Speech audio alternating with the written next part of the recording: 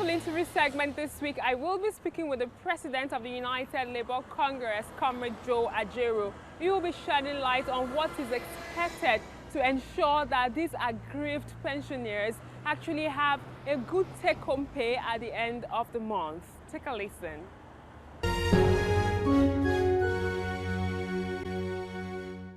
It's good to have you on the program. Thank you very much.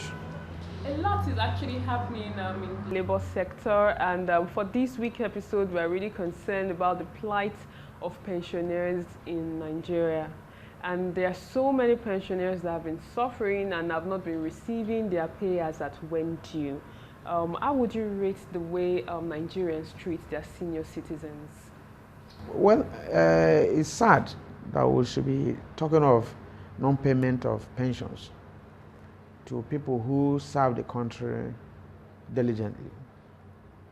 It's condemnable, but the situation is not changing in the country. So in other advanced economies of the world, apart from pension, retirees are entitled to other social safety nets. You have old men's allowances, old people's home, some of them are entitled to free medical services. But in Nigeria, it's the other way around. And the consequences are so much. You see a lot of corruption in the system, in the public service.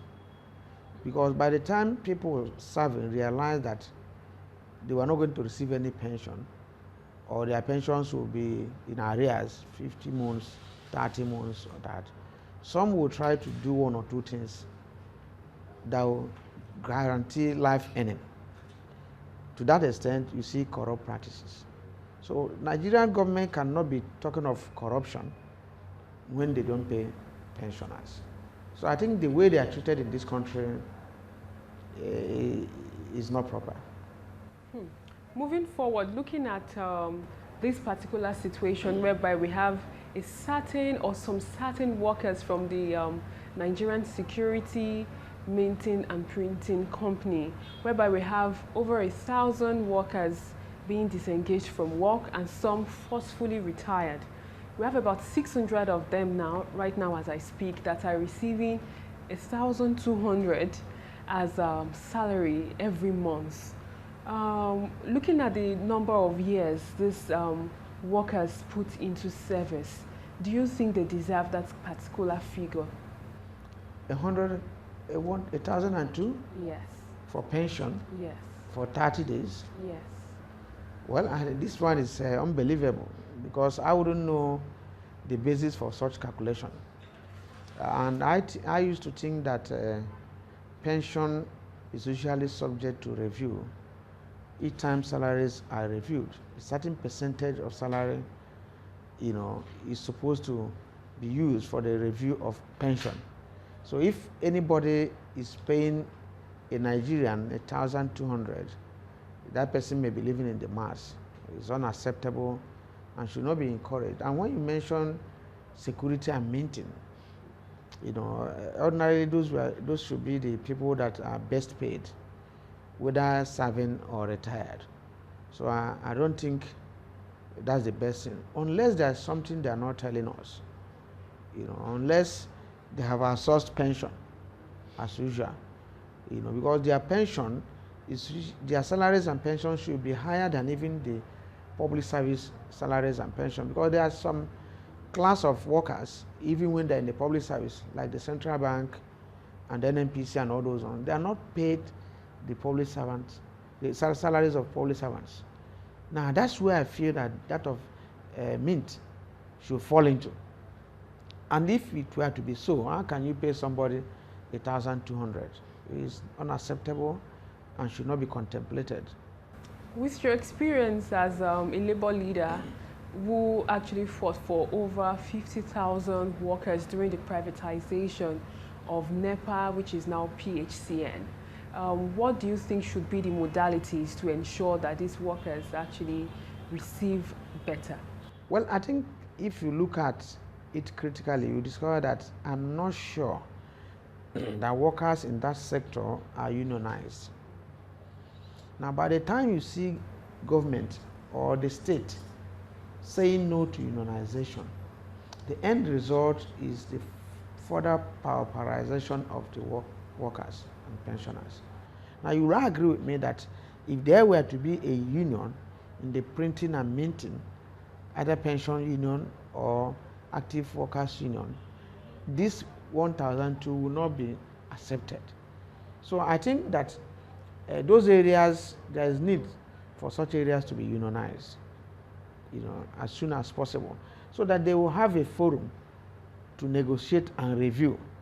So probably we got to know about this because of the activities of some individuals, who are challenging it or who are going to court. So how do you go to court with 1,002?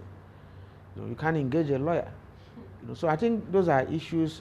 They should allow all those sensitive sectors to be unionized. If they are unionized, their representatives will bring up such matters. Now, the experience we had would have been the same if we didn't have a union, and I wouldn't say active union, but a union that is conscious.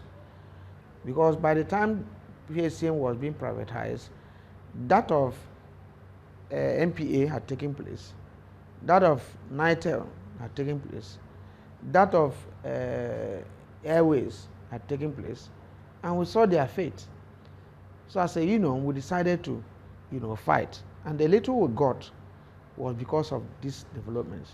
So I think that unionizing almost all sectors of the economy for the interest of Nigerians should be paramount in our heart. Because if you check, these people that retired, they have families.